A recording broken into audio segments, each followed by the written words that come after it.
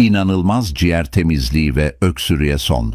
5 yemek kaşığı pekmez.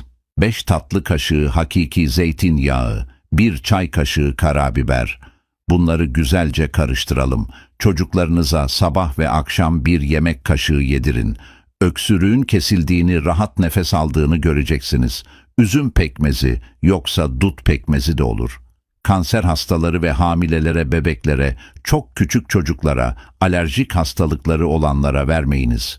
Sevdiklerine göndermeyi ve devamı için devam yazar mısınız?